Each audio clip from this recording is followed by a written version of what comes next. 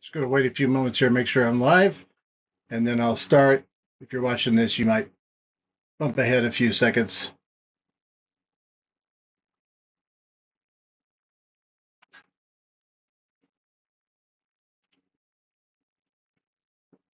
Perfect. All right, we are live on YouTube. Welcome. Thank you for joining me. This is the first live I've done. I am a little nervous because I don't get the safety and security of jump cuts and post editing. So we're going to just jump right into this. I'm going to go a little fast, but I'm going to try to show you all the steps. I don't want to leave steps out. I'm going to just show you several different ways to scrape websites. We're not just going to look at one. We're going to kind of start with basic things you can do inside of Make all the way to platforms like Appify. So first of all, I just kind of want to talk about scraping a little bit. Why it's important. I'm going to show you how you can get data from a website, make that data work for you. I'm going to give you several different ways to do this with different kind of data. So website data, YouTube data, and then here's some reason you might want to do that is for market intelligence and competitive analysis. Monitor your competitor pricing. Watch competitor content. I was on the call with a client this morning who said they want to watch the blog post of a competitor and then respond based on things they say. So they do opinion pieces, so they wanted their company to respond to those. And so great use of scraping. E-commerce optimization, watching prices for your competitors, other sites, lead generation, pulling emails, phone numbers, social media profiles, identifying prospects, even finding event attendees or job boards. We're going to look at scraping a community as well during this call, this live. It's not a call. I'm usually on a call, but this isn't a call. And then let's see here, data aggregation, pulling data into dashboards, monitoring legal or regulatory changes, and then probably the thing that I most use it for, and I hear people wanting to use it for, is for social media. Can we scrape content and rewrite it, make it better, put our spin on it, and publish it as social media or blog post? And then also just watching for website changes. I have a client that publishes a mobile app, and our app provider pushed an update to that app that we weren't aware of. It just happened one day, and the app went down, and we didn't realize it. Went all the way through the weekend without realizing it. So now we have a web scraper that every day goes and looks at the version number of the Android and iOS apps, and when that version number changes, we get emails and texts, so we can go and check and make sure everything's working. So just an example of how a use case for using scraping. So first of all, I want to talk about how to scrape with the Make HTTP module. Couple things about scraping that I'll probably repeat as we go through this. But one of the things is Cloudflare makes scraping very difficult. And so Cloudflare has the option to configure it so that it blocks scrapers, especially the basic scrapers we're going to start talking about. So you may or may not be able to do that. For instance, I was going to use the Zapier blog in this as an example, but between the last time I did it and yesterday, when I was making sure it still scraped, it would not scrape. And there was some Cloudflare things blocking it. So got to be aware of that. Can the page be scraped? Is there anything keeping you from doing that? And then alternative forms of scraping. We're going to look at some uses of using RSS for scraping, websites, and YouTube. So Let's get started. I've got quite a bit to cover here, and time permitting, we should be able to get through all of it. So let's start. Switch over here. All right, I'm over here in Make, and let's see, I've already got this one open. Okay, so this is going to be looking at scraping with the HTTP get a file module. Now, if you look at the HTTP get a file module, or if you look at a website is simply a document that is saved in HTML or PHP that is out on the web.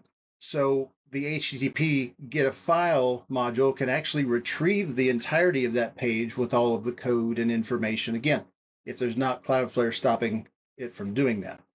So this is simply going to get a file. So I have a blog post in here. Go to that. So this is a Tim Ferriss blog post. Scroll down here. Here's our title. There's all the stuff. And I'm going to use that. I'm going to use this to be scraping today. And I'm also going to use your YouTube channel later. So this is the page we're going to be looking at in this scenario. And I've just hard coded it here. Obviously, you're going to want to pull in a Google Sheet of a list of URLs or use an RSS feed, which we'll look at in a little bit. To feed this, I've just hard coded this in the HTTP module. So I'm going to run once here anyway. So the first thing, I'm actually doing this 4 different ways, and this last module on all of these is a character count because I want to show you how long these are based on the different ways of doing it. The reason is if you're feeding this into a LLM and you're having AI rewrite this content, the smaller your prompt, the less tokens you use for the prompt. And so we want to make sure we clean this up as much as possible. So we use as few tokens as necessary, or so that we can write that content without using more tokens than we have to. So the first thing I did here is I've got the text to HTML, or sorry, the HTML to text module right here. This is down here in the text parser modules. Okay, right there, HTML to text. And I've just dropped the data in there. And so the data from your file, you can see this is doc type HTML. This is the actual HTML from the file that is being put into this module. And what we get out is this text right here. Now, if we look at this, and it's important to, this is no longer HTML, so don't worry about having to sort through HTML. But as we look at this, we can see we have this is a menu, like this is menus up here. Here's a newsletter menu, TV, like there's all kinds of stuff here. And when we get to the, lots of offers from Tim. All right. So when we get to the content, uh, two-time Olympic silver medalist, let me copy and search that. We're down here. This is where it starts. So all of this stuff, that's the quote, I guess. All of this stuff up here is just junk we don't need. And so this module doesn't selectively bring you back just the content. It's going to bring you back everything. It's just going to strip it out of an HTML format. And this looks like this is in Markdown. So if we look at this, what I did here is I just did a character count. I did it on all of these so we can compare. And so this one is 43,677 characters long after we use the HTML to text parser. All right, so the next thing I'm going to do down here is I'm going to use a strip HTML function that is in the text functions. Should be strip HTML right there. So strip HTML, you open it, you close it, and you put your HTML inside of it, and it takes out all of the HTML tags and that kind of thing. So what we get here is what it doesn't take out is the spaces. So we have lots of white space in here. Like that's those are counting as characters. Here's the beginning, and all right. So again, let's search for that. So right here it is, and we got all this stuff above it, white space and text that we really don't need. But let's see how well it cleaned it. Another thing we could do is we could strip out, space or tabs. Some of those are probably tabs. But if we go here, we've got 34,000 versus 43,000. So about 9,000-ish reduction, less characters than this first option we did. All right, so down here, and I've done this in stages so that we can make sure that I'm going to explain it. Then I'm going to show you how to build it without it with using less modules. So right here is a substring. Now what I've done is I'm using a substring to say I want you to start here and here, and then get rid of the HTML. And so we're going to start past that menu and just get the content area. So the content area on this page is inside an article tag. So the main content is, and the tag actually looks like this. So it's article in the brackets. But the reason I didn't put the end bracket is because there's also classes. It's going to be class equals something. And I don't want that. I just want to know when the less than article is there. That's going to be the beginning of what I want to capture. And then at the end, the end article tag is complete. It has the less than / article greater than. And then I'm going to add 10 to it because I want to see that this worked and that the article tag is at the end of the text it received. So what I'm doing here is 1, 2, 3, 4, 5, 6, 7, 8, 9, 10. So I'm going over 10, and that's going to move what's captured to the end of that tag. All right, so I'm going to save that. Now right here you can see I've got the start is at 127,000 and it's going to end at 181,000. So remember, this has not been, we haven't stripped this out. That's why the numbers are so big. This is the entire page from our HTTP module. So then I'm going to do the substring, and the substring numbers and the substring can be included in the same module. I will do that here in a little bit just to show you what that looks like, but I'm kind of doing it in stages to kind of explain the process. So the substring module says, here's the data, and I want you to start at this character count and end at this character count. Well, we got those from over here in this module. So what that's doing is right there's our article tag. Okay, so we have article ID post. That again, that's why we only look for this and we don't look for the completed tag. And then if I go down here to the bottom, you can see there's our full article tag at the end. So we've gone from article tag to article tag to get that main stuff in the page. So next, I'm going to do this two ways. I'm going to do it just like we did up here. I'm going to do the HTML to text. So I'm going to just put that text in there. And this is our output. So if I Control F, search for that again, here is that text. We still have stuff above that we ideally don't want, but it's still there. And now we've gotten this down to 29,607. So remember back up here we had 43,000, 34,000. Now our character count is 29,000. And so we're getting rid of more of that junk that we don't want. All right, so next I'm going to do the strip HTML function here. Again, same thing as we did above, putting that text inside that function. And then here's what that looks like. All right, so here's our first line right up here at the top. Oh, no, it's not. That was the title. So we still have some stuff up here that we don't really need. It's not really ideal. But let's do our character count here. So we're down to 18,946. So we dropped it by doing this 43,000 to 18,000. Okay, so that's less than half. I think Monolive, I think it's less than half.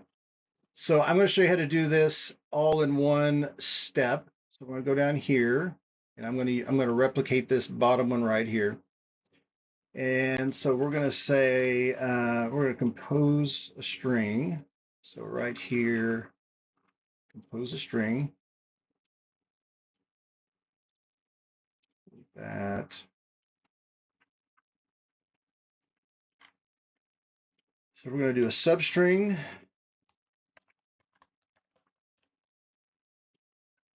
Put our data in there, semicolon, and then we're going to do an index of.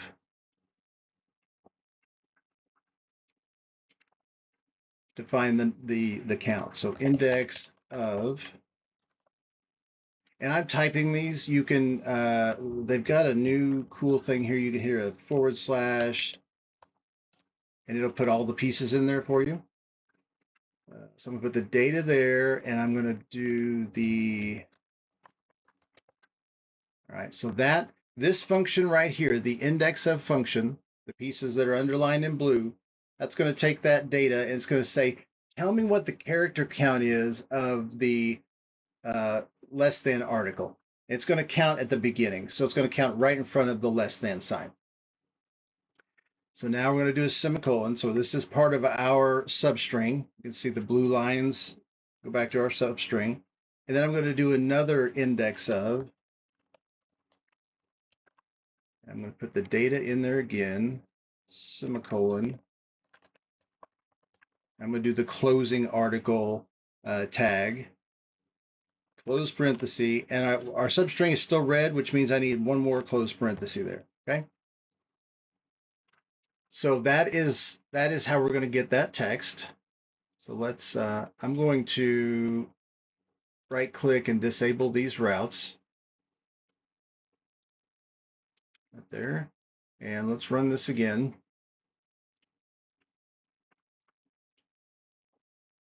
And so we can see there's our article tag. If we go down here to the end, there's our, let's see, where's our closing article tag? Oh, I didn't do the +10. It's right there, but I didn't do the +10. That's why. Let me show you what that does. So basically, again, this is going to find at the beginning of the article. So right here, I'm going to do a +10. Save, save, save anyway. Let's run that again. Ignore warnings. Okay. So we should, yeah, there it is. There's our article tag. So now we went article to article tag. So that's working. So the next thing we did here is we did a strip HTML function. So I'm going to go back in here. So I want to do strip HTML.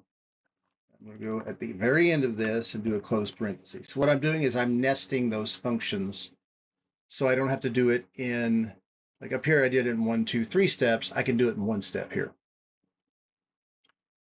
All right, save that. Let's clone this module. Let's bring it right here and let's do a character count. The length of this. Say, I'm going to turn this one back on because I want to compare the count of this to this. It should be the same if I've done this correctly. All right, so this was 18,946, 18,946. So these three modules do the same thing as this one module here. I just did it in one because these three are using 3 operations, and this one's using 1 operation to do the same thing. So that's multiple ways to use the HTTP module to scrape the web, scrape websites, scrape blog posts.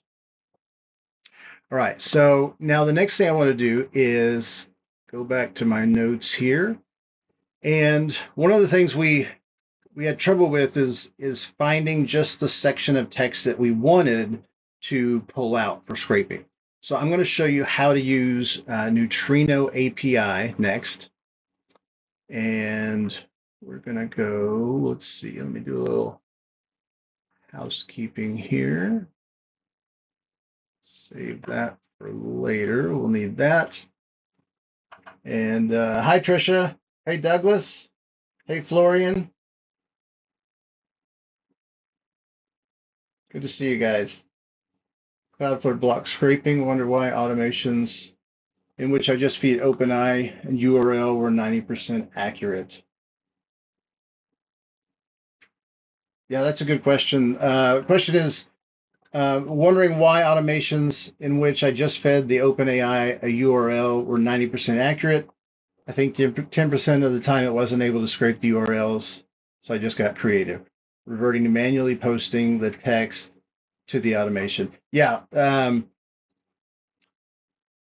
don't know that I'm a Cloudflare blocking expert. I've done it on websites, but I would say one of the things that allows people to get around people software specifically like I use Browse AI, Appify, is they're building in like cookies and user agents that make the site think, oh, this is Douglas visiting this website with his browser. So sure, we'll let him in.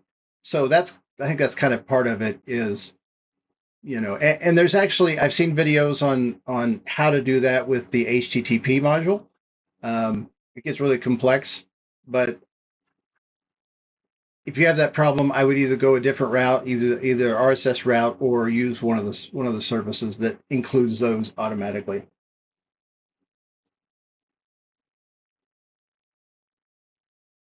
Thank you, Florian, for the compliment. Coding a big blog automation page in Lovable. How do you like Lovable? I have not used that platform yet. All right, so let's go here, and we're going to use Neutrino API.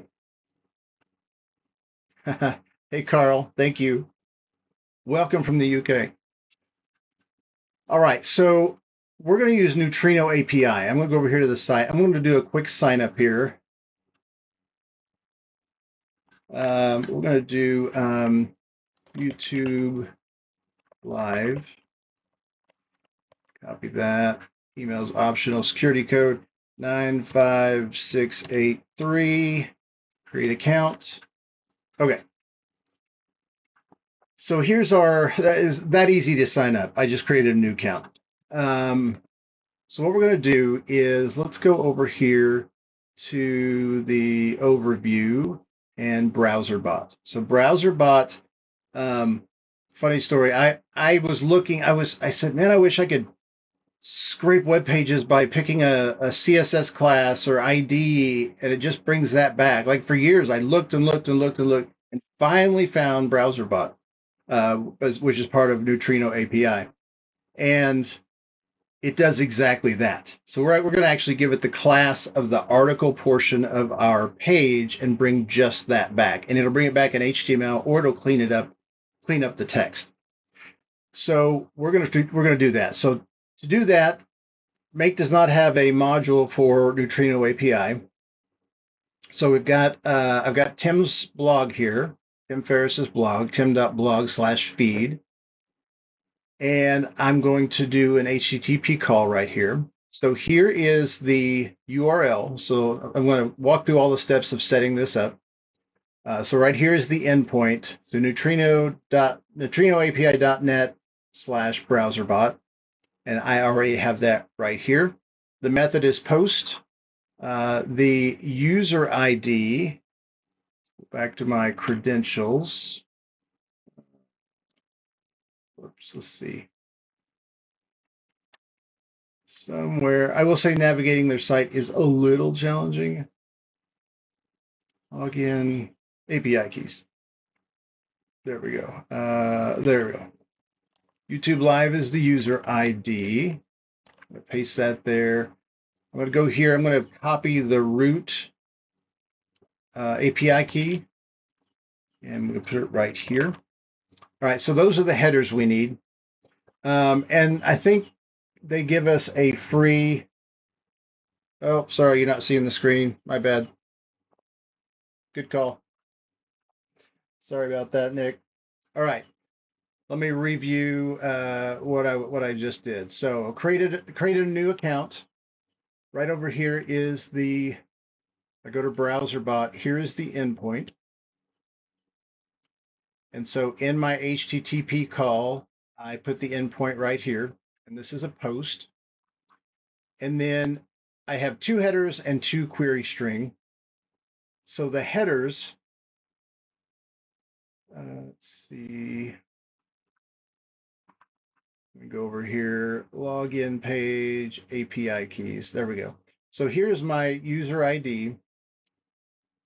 So user ID goes right here, user hyphen ID, and then API hyphen key, which I get right here. Just use the root. You can copy that right there, and that gets pasted right there. So that's the credentials I need to run this. Next, I'm going to put a URL. So the query string is going to have a URL here. And the value, welcome, warm regards. Thank you. The URL is going to come from our RSS feed. Okay. So right here's the RSS feed.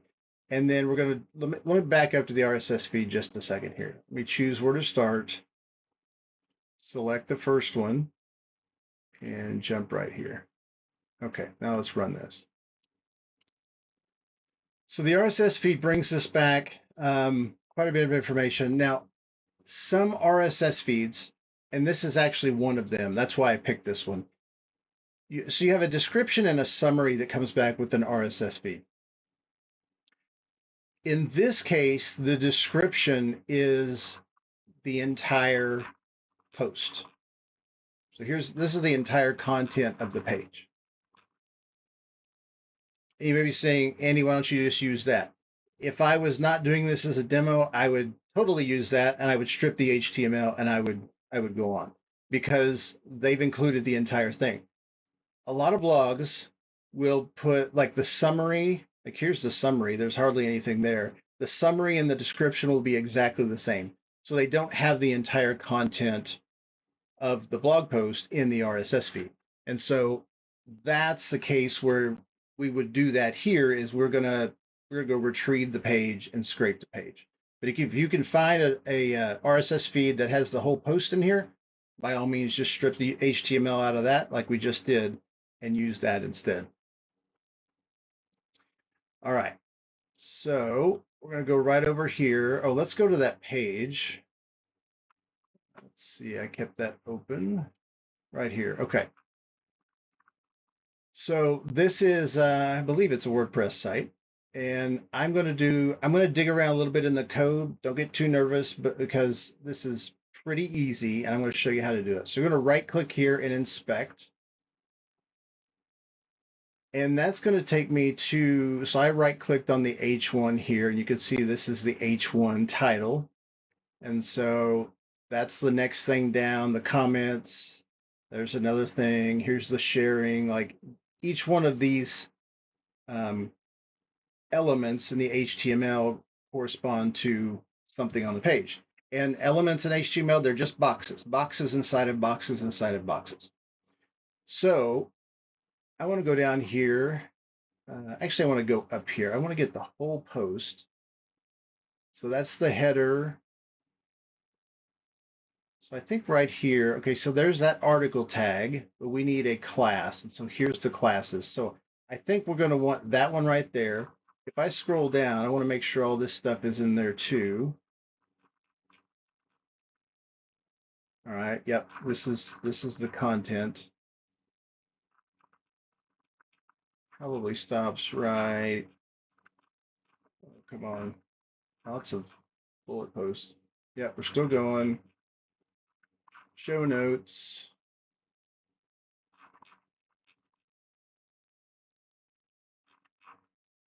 All right, should end right here. Yeah, it ends right here after. So this is the main body of this page.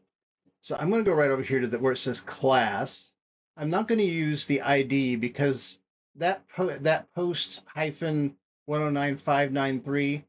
I know because I'm a WordPress developer that that is a unique number to this page on the site. So that's not going to work with every blog page on this site. So I need to find something that's generic. So I'm going to go over here. I'm just going to double click in here, click, and I'm going to get post. So the class is post that I want to bring back from Neutrino API. So I'm going to go back over here. Let's go back to our neutrino call. So got everything in here. So my selector, when I was testing this, it was content area for a different site. I'm going to put post. If it's a class, you put a period. If it's an ID, you put a number sign or a hash sign. So this is going to be post. Next thing you're going to do is just set body type to raw, content type to JSON, and parse response yes. I'm going to save that. So this is going to run. It's going to grab one blog post and go retrieve just that class out of the page. So let's give this a run here. And that was too fast. My account or IP is banned. Oh, that's neat.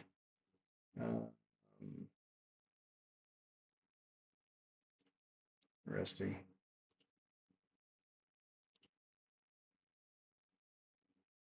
Not had that. Okay. Looks like it might be working now. I've noticed with Neutrino, like the first time you run it, you get an error. There we go. Now we have a 200. Maybe it's just the first time you run it. Okay, so here's my data right here. And I'm going to go down here to elements. And let's see what we have here. It's actually broken this into different sections. Here's the text. Here we go. So this is, there's the post right there.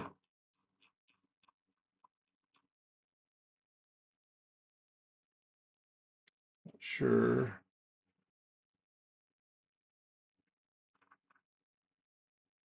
Looks like it returned different sections. Dr.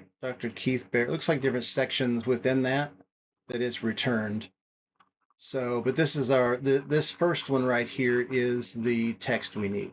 So I scroll back up here. Let me go over here. Let me just for fun put a tool, compose a string. Let's do count length. Sorry. And I'm gonna run that again and count that. Elements, text right there. Save.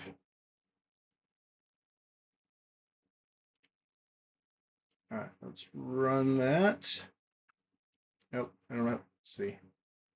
Got to choose where to start. Usually when I do this, I will scroll down several, so I have several to test like this. There we go. Save, run. All right. Oh, that too fast again. Let's try this again.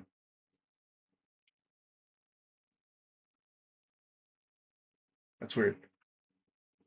It's like every other time it's giving an error. It doesn't normally do that. Probably if I had put an email address in and verified the email, it wouldn't be quite so picky, but let me character. So 14,000. So in the previous one, we got it down to 18,000. So this is another 4,000 less by doing it this way. And so if we pull the data here, element one, again, we can get the HTML if we want it. No reason to get that. This has already stripped out the HTML and gives us just the text and no menus or anything like that. It's just the text. So this is a really great way to scrape that I have used quite a bit. All right. I don't see any new questions, so I'm gonna continue on. All right. So next, I'm going to talk about website scraping with RSS feeds. So one of the things I talked about at the beginning is kind of alternative ways of scraping. And so you can scrape with an RSS feed. You just saw an example of doing that. And then basically, I think we've covered this, but I'm going to choose where to start. Let's do that. Let's run this module. So again, here's a summary that is short, but the description has the full text. So here's one of those times where I would use the full text and just strip it down. That way I'm not having to deal with Cloudflare. The blog or site has willingly put the RSS feed on their site, and we can use it. It doesn't cost us anything. It's a built-in module for Make. So if we run this again, we get 26,000 characters here and 17,000 characters here. So this is very comparable to the neutrino option we did. I get this at 13 or 16,000. So very comparable. So that's another way. Don't overlook RSS feeds for scraping. Don't have to deal with Cloudflare, and it's an easy way to go without another monthly account. I know in my community, the Co-Build Collective, we're always talking about death by 1,000 subscriptions, and that's just one of those things. If you can avoid getting another subscription to do this, that's good. Okay, now I want to show you another way of doing RSS scraping, and this one, this is it's going to be like a two-stage scrape with RSS feeds. So if you have a discourse community that you would like to scrape questions out of, answers, whatever, it's a great source of questions to answer on your website in a blog, to have AI write those or just to curate those and human write those. But what you do here is, so this is the Monday.com. So Monday and Make, those two for sure I know are on Discourse. So let me go over here to the Monday community. So I'm on the homepage of the Monday community, and my friend Doug told me about this really awesome Chrome extension, Get RSS Feed URLs. So used to, I'd right click and I would dig through the code, and it's kind of, unless you know how to code, unless you know HTML, it's kind of hard to find. So here I have two feeds that were found. So here's the yearly top topics. We don't want that. We want the latest posts. So I'm just going to click copy. Did that copy? Yeah, okay. Maybe. Yeah, copied. So here is what an RSS feed looks like. This is the Monday Community RSS feed. And so in here are the latest posts from the community, questions and everything. So what we're going to do is we're going to scrape the posts, and then all of the answers and replies for each post has its own RSS feed. So we have to go too deep on RSS feeds to get all of the content for that question. So let me just return one here. Choose where to start.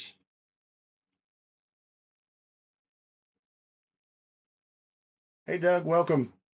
I just shouted you out for showing me the RSS Chrome extension for finding RSS feeds. All right, so I've got selected here. So let's run this module only. All right, so now we have right here is the URL. So if we copy that up here, so this is going to take us to post 12. So we're kind of down at the bottom here. And so what we wanted to see is, as I scroll up, see it says 7.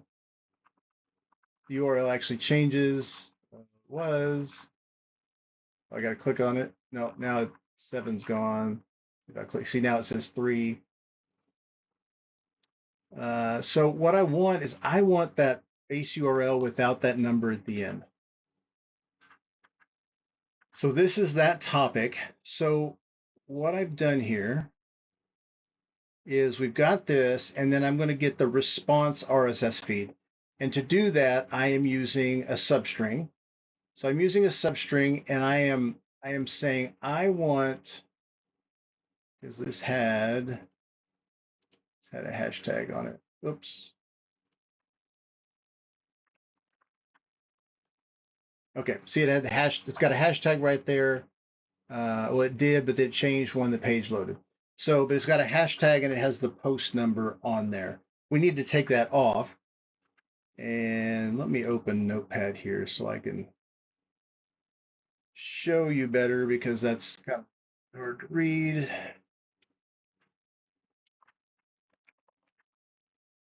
All right, so here is the URL that we got from the RSS feed. And down here at the end, we have this hashtag post 12. So we want to remove that.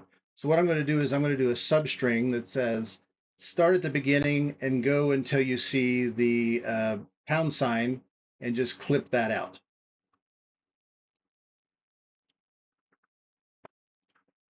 And that's what we've done right here. So here's our substring. We're going to start at 0 at the beginning, and then we're going to end at the index of the pound sign right there. So that's going to strip out this part at the end. And then what we have to do for the comments RSS is we have to add a .rss to it. And that is our secondary URL. That takes us to the RSS feed. This is only the RSS feed for the responses to that one post.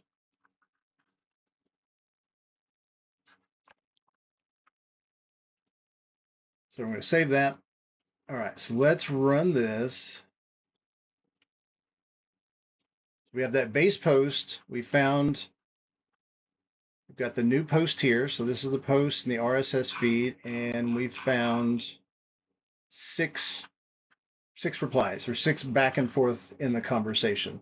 So what I've done here is I just go over here and I've done a text aggregator. So I've said I want to aggregate all of the text from the comment or reply RSS. I want to strip out any HTML. And then we're going to put a new row after each one of them. And what that gives me is this text right here. This isn't a very good one. It's not the best one. So anyway, but that's how it works. And then you have the back and forth conversation. Why is that like that? The thing you could do when you're searching RSS feeds is less than item, and that is each item here. So description. Okay, I got something mapped wrong. Let's look here. I have the description. Let's look here.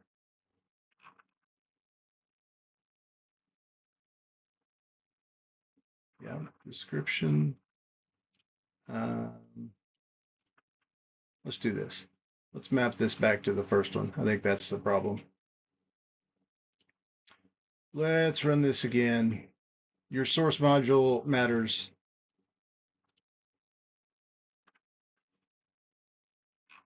Still didn't do it right. Why isn't it doing that right? So glad it's getting turning emails.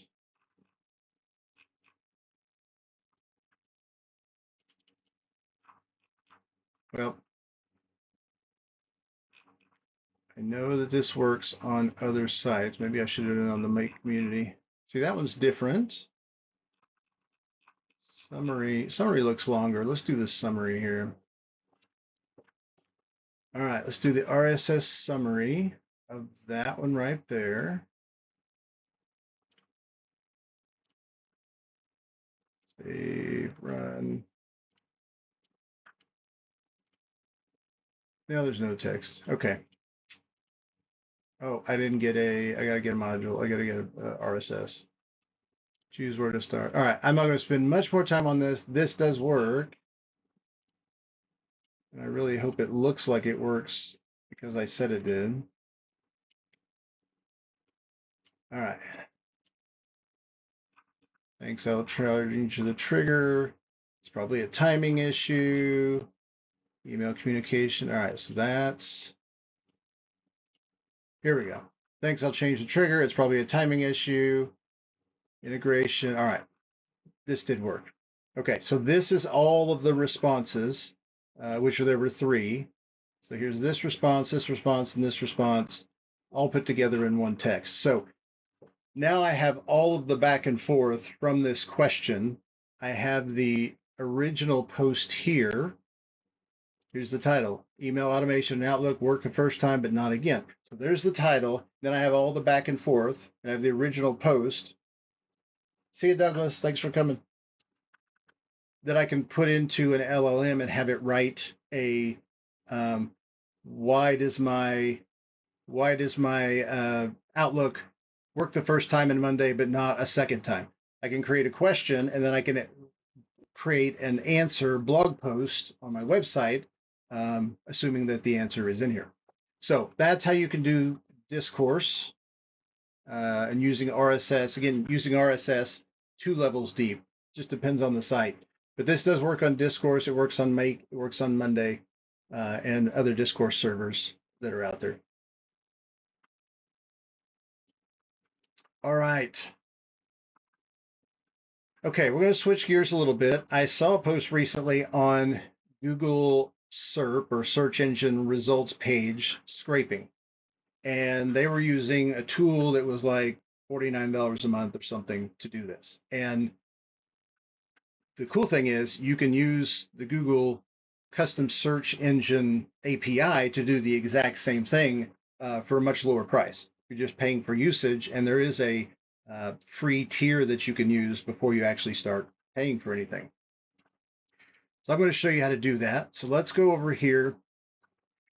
I'm logged into programmable search engine.google.com where I can create my own search engine.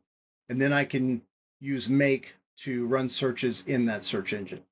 I have already set up an API key for this, so I'm going to skip that because there's lots of documentation on how to do that on YouTube for this.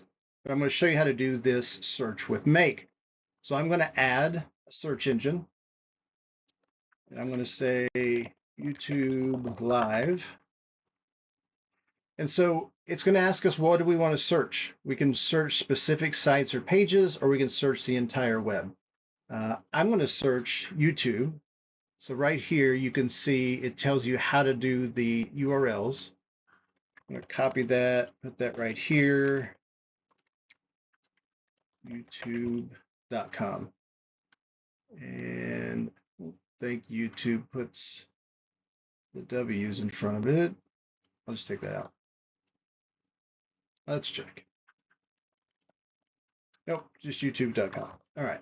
So I'm going to do youtube.com/star. I'm going to click add, and that's going to go in our list of sites that it will search. You can add more than that if you want to. Search settings, you can do image search, safe search, I'll turn on. You can just do images if you turn this one on, which is pretty cool. I'm not a robot. And then we're going to say create. So this is the code you would use if you wanted to embed this search on your website. We're not going to do that. We're going to use it with Make. So I'm going to go back and open my scenario here. Let's see.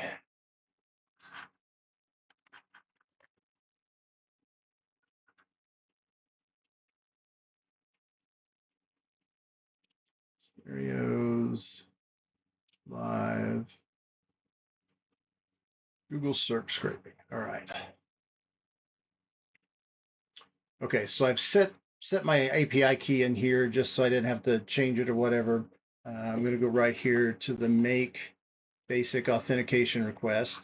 Scroll down, and I'm going to get that CX value right there. Get the CX. and I'm going to place it in there. So let's go CX, paste that in there, save it. And so that's my general setup. So my URL here is a HTTPS www.googleapis.com/custom search/v1. I did do a video on this on my website. There was some questions. Does this still work? Yes, it still works. The method is get. So you're going to do query strings. So query string Q is going to be the thing you're going to search. The name or the key is going to be the API key, and that CX value is coming from your search. This is the unique ID of your search. If you go to customize, you can also go in here and click that, and it will get that ID for you. So we're going to go back and parse response, yes. You don't have to do anything with body type. We're going to save that. Save. Save anyway. All right. So the first thing we're going to do is we're going to run this to see what we get, and the row we're getting now is the keyword is Airtable. I did this for researching app names and writing posts about apps that were on the Make platform. So this top one's Airtable.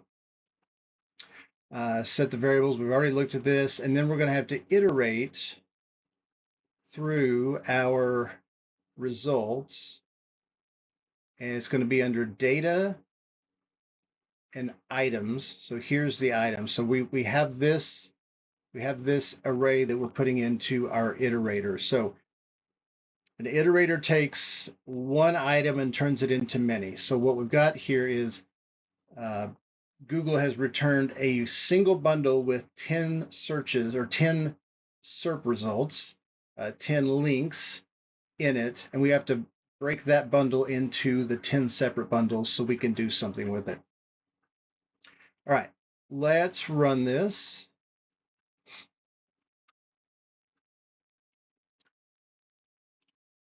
So we have, here's our data. If we go down to items, there's our 10 results. So let's just look at this first one here. Uh, Title, what is Airtable and is it for me? YouTube. So that's a YouTube result, which we put YouTube as what we wanted to get our results from. There's the title, here's the link. So back to scraping YouTube. This is a way you could source YouTube videos to feature on your site, to do whatever you would want to do with YouTube videos. But this will bring you the link back. So right here is that link to the video. All right. And then when we've broken this out into, now we have the 10 bundles. So now we can run a summarizer. We could put these into a Google Sheet, whatever you want to do next.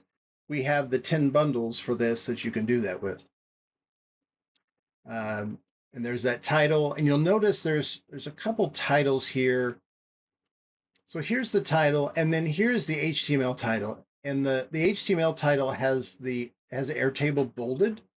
When you do a Google search, Google bolds your keyword throughout, and so that's why that's doing that. So it's giving you that. So you just want to use the regular title. Here's your link.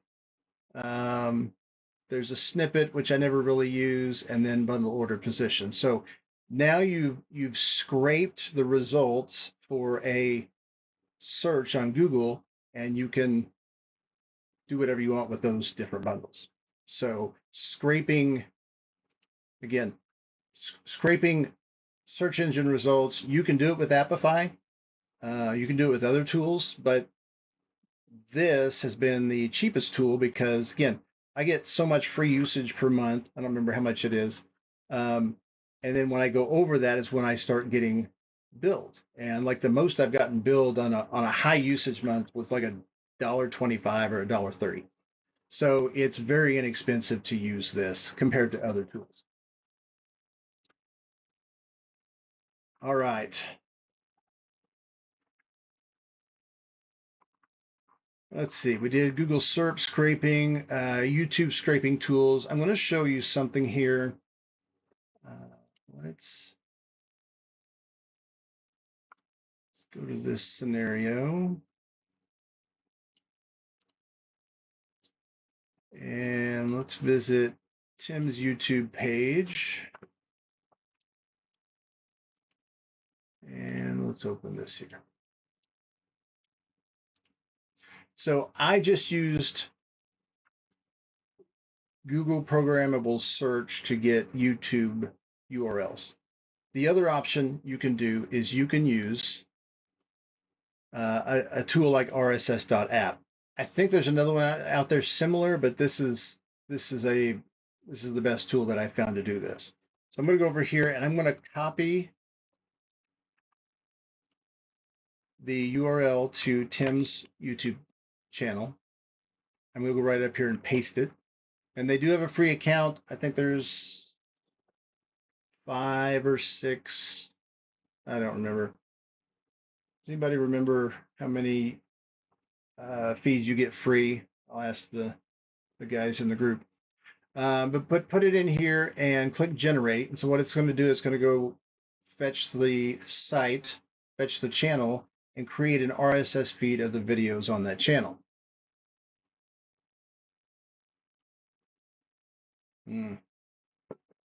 Sometimes it does this. Let me go over to the videos page. Let's see. No, we're just going to try it again. Sometimes if I try it again, it'll work. If not, we'll go to the videos page. All right.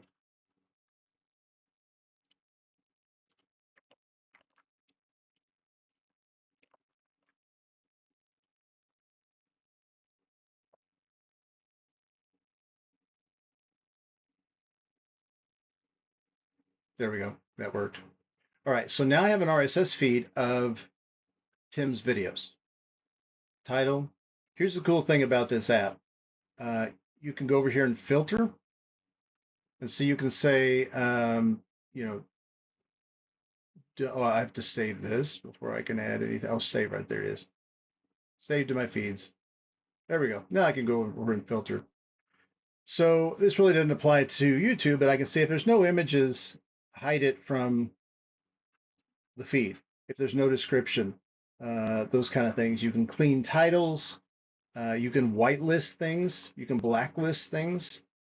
Let's say I wanted to blacklist Hollywood. So I don't want anything in my feed about Hollywood. So now you can see here, this one is grayed out and this says it's hidden by filters. So that wouldn't come through. No post about Hollywood or Hollywood is contained in the title or description would come through your feed. So it's pretty slick on how it works. So if I go back over here to the overview and I copy you want to copy the XML, which is the default RSS feed, and I'm going to put it in here. Let me talk about RSS feed modules. If you are retrieving one feed, so I'm going to set this up where we're only retrieving the Tim Ferriss YouTube feed. You always want to use the watch RSS feed items module. Which it's the trigger. It should go at the beginning of a scenario.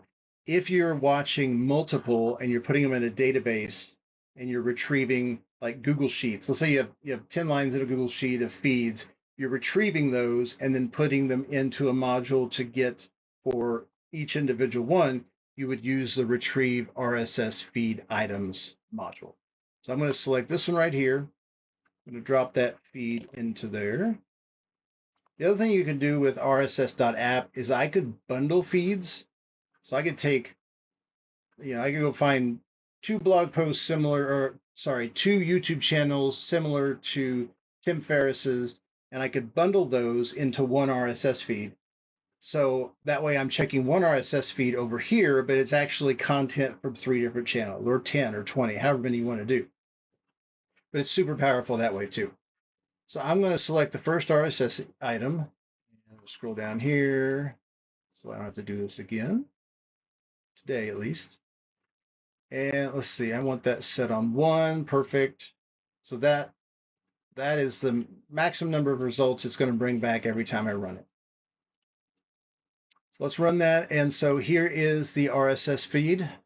Here is the title, description. Keep in mind, description's got HTML in it, so you may need to strip that if you want to use that. But we're going to take the URL here. I'm going to copy that to my clipboard. We're going to use, make sure I'm in the right place for my notes. Yep, we're going to use Apify to retrieve data about this video. So let's go to Apify.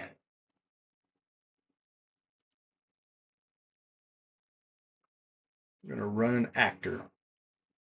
Let's jump over to Apify and look at this.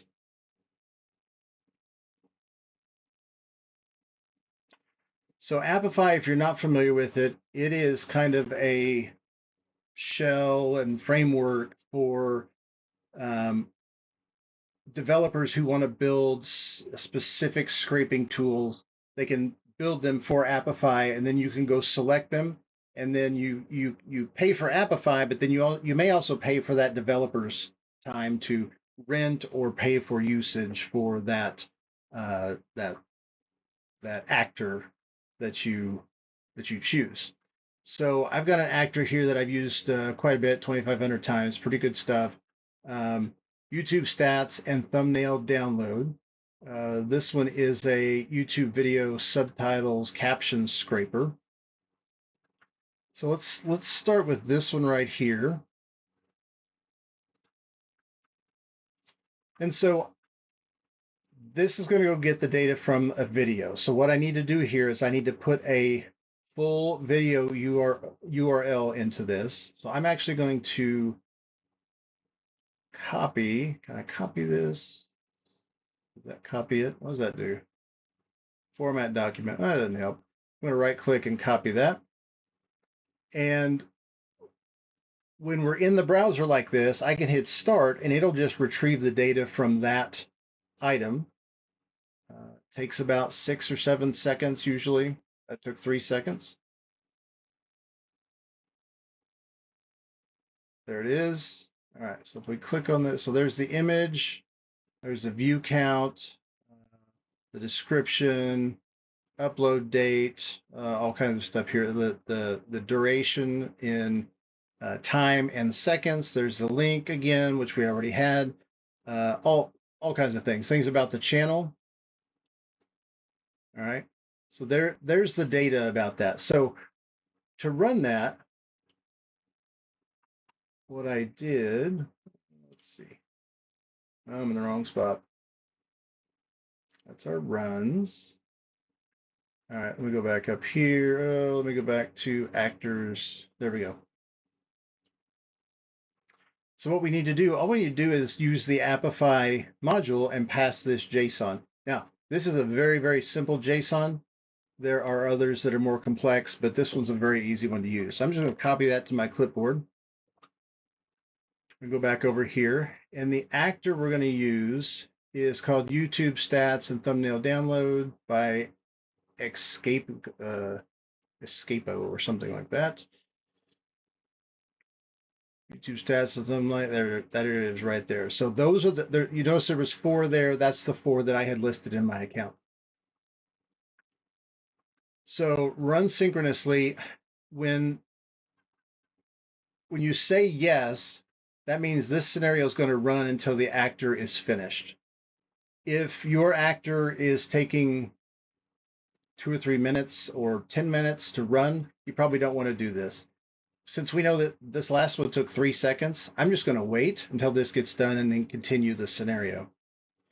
So I'm going to say run synchronously, yes. So my input JSON is that right there, except I need to change my URL, obviously, to the one in my RSS feed. So I'm going to click right here to map the RSS feed. And that's really all we have to do. I'm going to save that. So that's going to run the actor, but that's not going to give us the data we need from that video. So we're going to add another module here. and we are going to get data set items. So the data set ID right there, default data set ID, we're going to map right there. So when this runs, this is going to grab the data from that module, and then it's going to clean it. We're going to leave that by default. Format is JSON, limit is 100, but it's really only going to return 1, and we don't want to offset anything. So these are pretty easy to set up. We save this, and let's run, let's see here. Let's be an object array. So what was wrong with our JSON? Oh, you have to click on the JSON. Sorry. Let's do this again. All right, start URLs. I was clicked on the, I was over here on the manual, and you have to click on the JSON. And so it has the start URLs here and just formatted a little bit differently. All right, so let's put our URL right there. Okay, that'll work better now. Let's run that and have some coffee.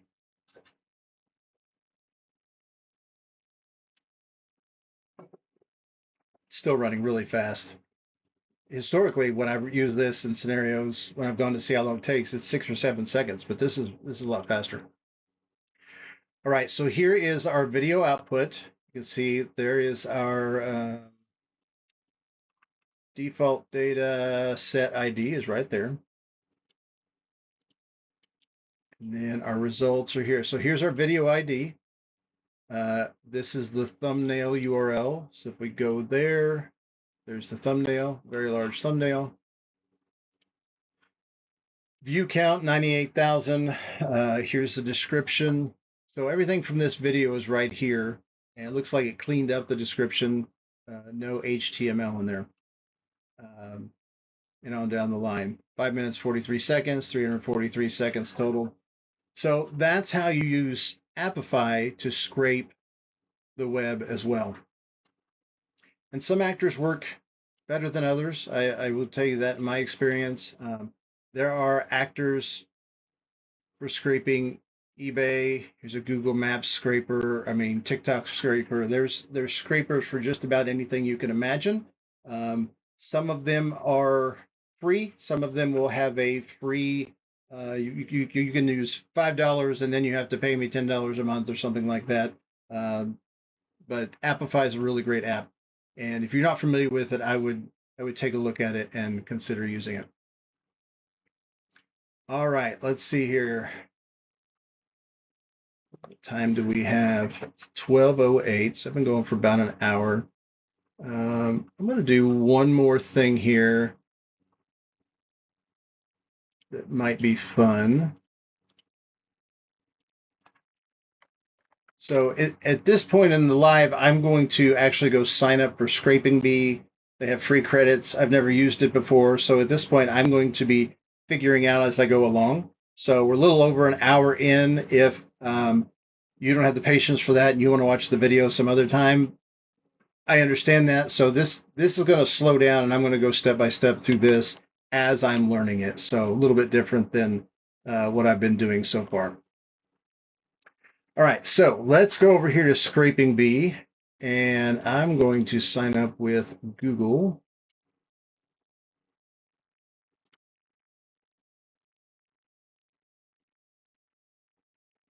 All right, well, that was easy. So I have 1,000 credits. I think that's 1,000 credits a month. I'll have to check that, but anyway. Let's see.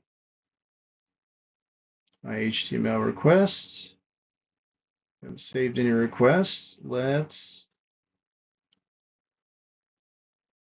do a request builder. Okay. Click on request. So test a simple URL. Let's do the tim.blog.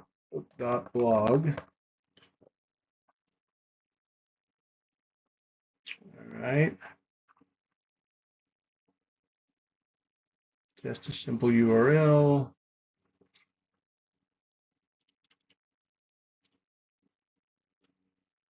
Let's do this.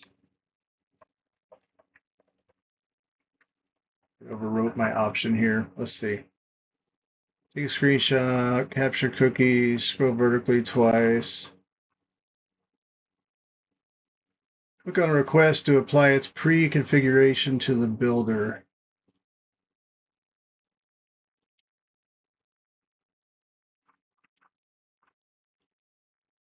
Anybody use scraping bee? Where am I going wrong?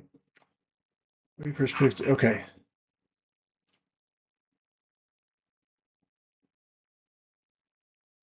Classic proxy. Premium, we'll do stealth, USA. I'm just gonna leave everything on defaults.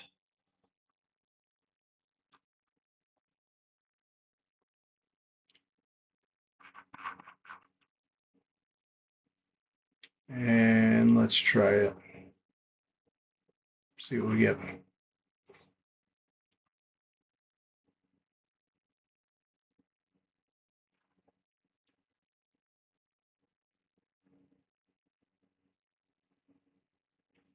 Window width and height, custom headers. So this gives you the spot to put in custom headers really well. Success. All right. Copy to clipboard. That used 75 credits. Their browser preview. Yep, that looks right. Result. I'm going to copy this to clipboard.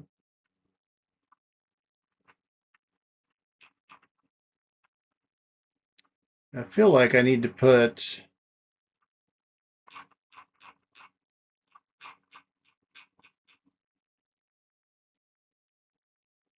oh, this is the page. There it is. I see.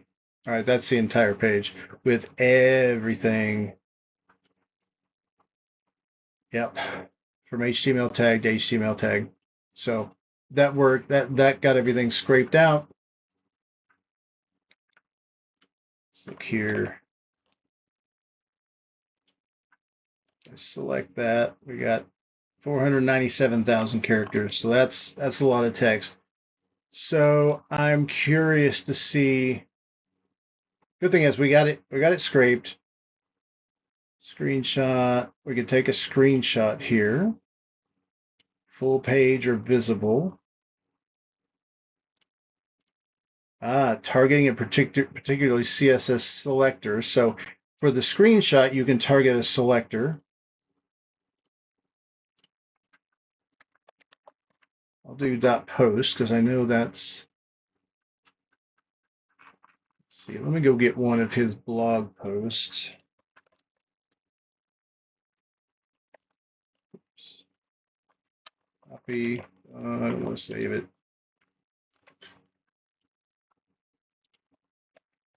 There we go.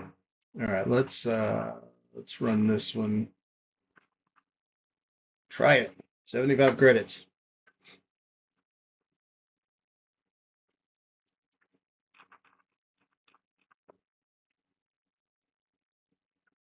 Data to return.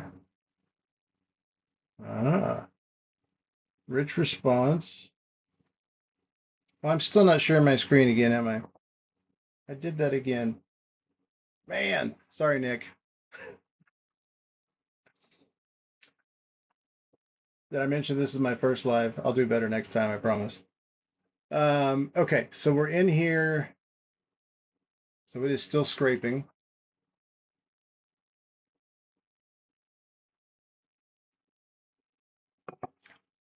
All right.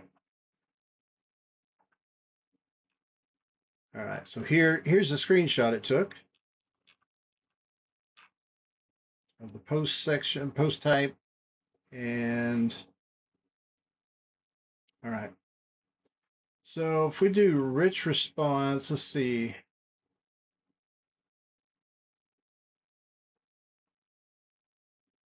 Page content, rendered HTML. Do that. Page source. AI query. So we do an AI query here. All right. AI extraction. Extract rules. Interesting. So this looks fairly straightforward. Let's see. Block. Yeah, we want to block ads, block resources.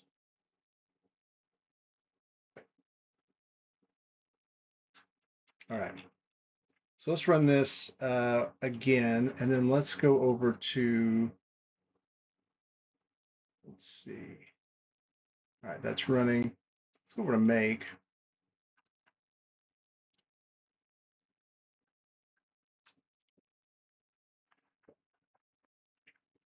Create a new scenario.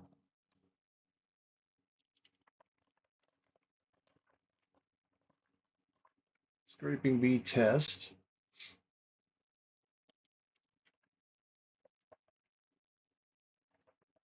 Scraping B. All right, extract data, scraping the page at the given URL. There we are. All right, we need to create a connection. API key is up here. Try to kind of hide it here.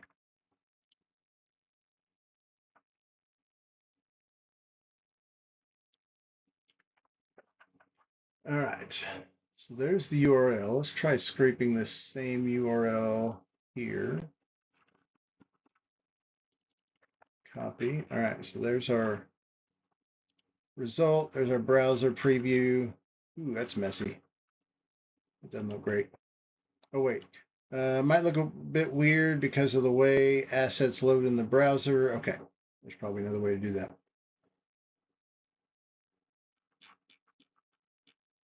All right.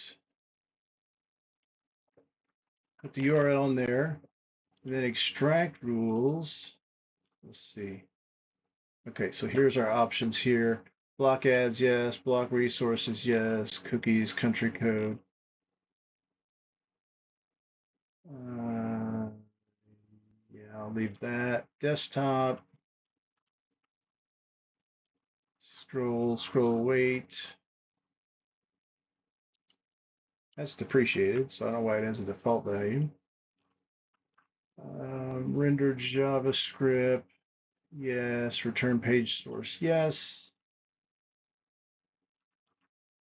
So this is all the stuff that's on our other side, and there's our window heights. We'll save that there.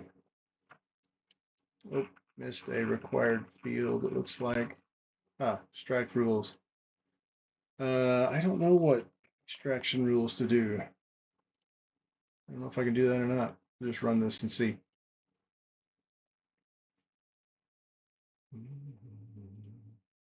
There it is, there's the body.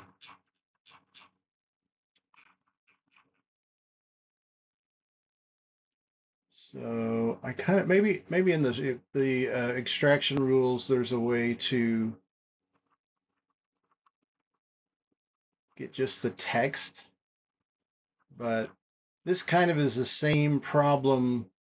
Like I don't think I would use this. I would use Neutrino API because it'll strip out the code for me and give me just the text back.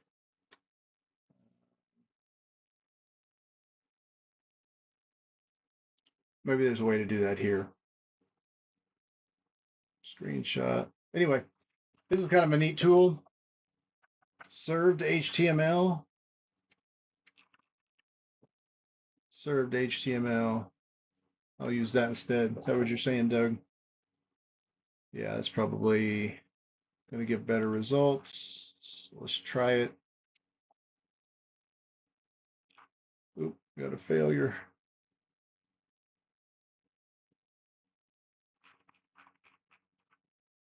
All right, let's try again. Oh, now it doesn't like me. Server responded with 422. Interesting. Did my account get blocked already?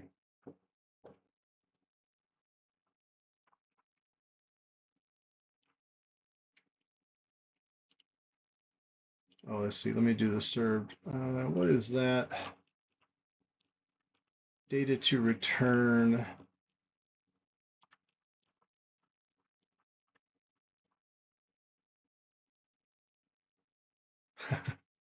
Well, if I can get it to run, Doug, it will be a good option. Return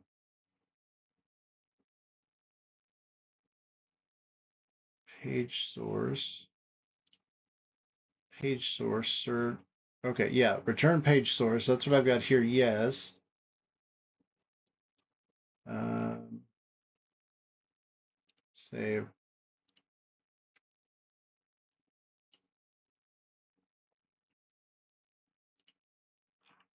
All right. Yeah, it's still like this is everything from the page. So yeah, that's the whole kitchen sink.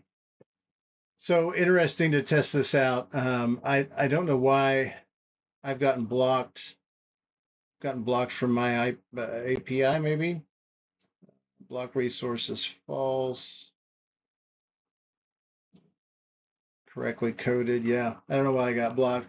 This is probably a tool that I would not go ahead and use because I think Neutrino API is actually easier and less less troublesome to use. So anyway, that was fun though. I like trying new tools. Uh, Thanks you guys for sticking with me to the end. And if you're watching this, you can check out, I'm going to put some links to resources, other videos that I've done that kind of intersect with this video. And appreciate you watching. And I will see you guys next time.